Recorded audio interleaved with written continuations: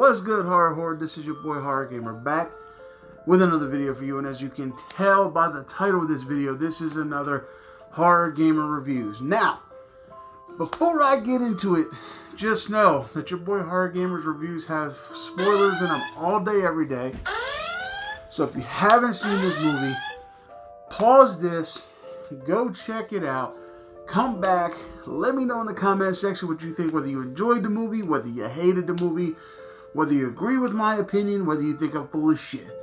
But with all that being said, anything beyond this point, it's on you. So, as you can also tell in the comment section, tonight's Horror Gamer reviews, we are going to tackle the Jams Wan produced horror flick, Lights Out. Now, if you don't know who Jams Wan is the mastermind behind the first Saw movie. He's also the mastermind behind The Conjuring and all the scary movies that are out like that.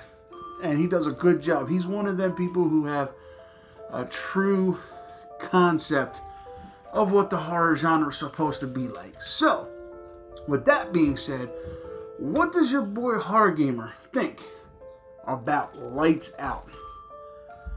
It wasn't that bad of a movie. Like, it wasn't anything miraculous. Like, by all means, it wasn't The Conjuring, but it wasn't a bad movie. So basically the story is about this woman who, when she was younger, she went into this mental hospital and met this like girl, and this girl had this disease where sunlight like was very dangerous to her, like fatal to her, any kind of bright light. Well, they tried to cure her because they said they believed it was like a mental illness she had, and they put her under some bright light, and it literally like turned her into ash, and it killed her. Well, when this happened, I guess this girl and this these two girls kind of became like one, and she ended up kind of being like this imaginary friend that was real.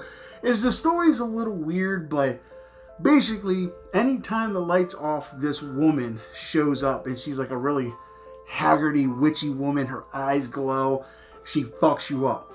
And right off the bat at the beginning of the movie, they show how they do the jump scares. Like, there's a woman, she's in this building with these mannequins, and she turns the light off, and the woman's standing there. And then turns the light off, nobody's there. Lights off, standing there. You know, kind of doing that whole trick of the light thing. And in the movie, the woman's daughter is trying to help her brother, because now this woman has become basically locked in the house all the time, never leaves. And she has her son there, and this monster or whatever that's, you know, part of this woman's head, you know, because she's not taking her medicine, so she's basically like coming to life, you know, becoming real. It's like abusing her son and shit, and they think it's the mom, but it's just, you know, she doesn't have the strength to say no because this entity is, you know, basically taking over. And it's the whole story is they're trying to save this little boy because this entity is like singling him out, and it wants the children gone. That way it could be just her and their mom. And throughout the whole movie, you know, anytime the lights go out, she's there. You know, she attacks, she like jump scares galore. And that's what this movie, unfortunately, in my opinion, it had. It was a jump scare based movie. And for Jams Wan, that's very, very, very rare for him to produce a movie that is, you know, mostly reliant on jump scares. But I mean, with the story that it is, I guess it has to be jump scare based, because when you flicker the lights and you see her, right, it has to be like boom in your face quick to make you jump, because if you see it coming, it's not as scary. So that was one thing that, unfortunately for me, I like a good jump scare every now and again. I just don't like where it constantly has to have jump scares in it to help it work. Like this one did.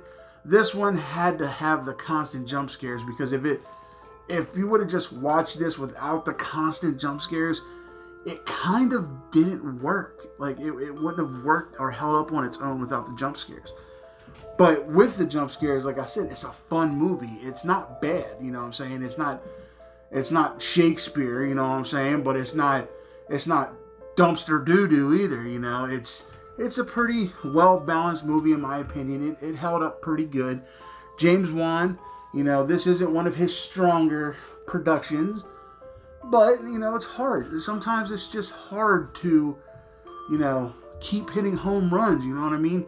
Even some of your sports stars that are the best at their craft sometimes has an off game. And I think, in my opinion, while it wasn't a horrible movie, it wasn't his best. It was an off game, you know, where he still produced something, and it wasn't terrible, but it wasn't like The Conjuring, you know what I'm saying? Or it wasn't like Saw or anything like that. It wasn't one of those movies. Sorry, that bird scared the shit out of me with that noise he just made. But now, other than that, though, all in all, I recommend you watch it. It's a good movie. It's a good popcorn flick. It's a good turn your brain off and just watch an hour and a half of just jump scares and horror. So, with all that being said, I definitely recommend it. But if I have to give this movie a score, I'm going to have to go 6 out of 10. 6 out of 10, because like I said, it wasn't the greatest, it wasn't the worst. It was tolerable. It was definitely watchable. I could watch it again, but it's one of those things where you can't go into it thinking it's going to be the greatest, scariest movie you've ever seen, because it just doesn't. It'll fall short for you every time. So, with all that being said, Horror Horde, that is my opinion, my thoughts on Lights Out. Go watch it. Get your own opinions. Let me know what y'all think. Remember, like I said, hit me up in the comment section. Let me know what you think. Also, if you haven't done so yet, hit that subscribe button, along with that ding-a-ling-ding-ding button. That way, every time your boy Horror Gamer throws up one of these awesome reviews, you're always in the know. And don't forget, while you're at it, run on over to the Horror Gamer Patreon. Check out some of the cool perks that you get with being a patron. I have 2 tiers, and every cent that's put into it automatically gets thrown right back into the channel for giveaways and stuff like that. I don't use any of it for anything else but the channel to give back to y'all.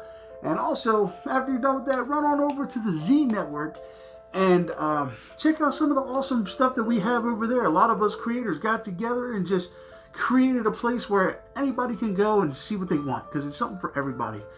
And also, this Saturday, I am starting a brand new series, which I'm really excited for. So, you know how I have Is It Worth the Hate? Well, now I'm going to have an Is It Worth the Hype? Which means I'm going to have both sides of the spectrum.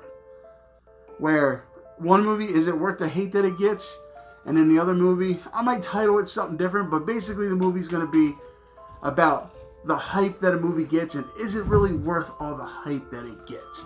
So I'm excited to put that out for you guys. I hope you guys are excited for the new series. And with all that being said, Horror Horde, this is your boy Horror Gamer saying, until next time, I love you guys, thank you, and as always, don't fear the darkness. Embrace it.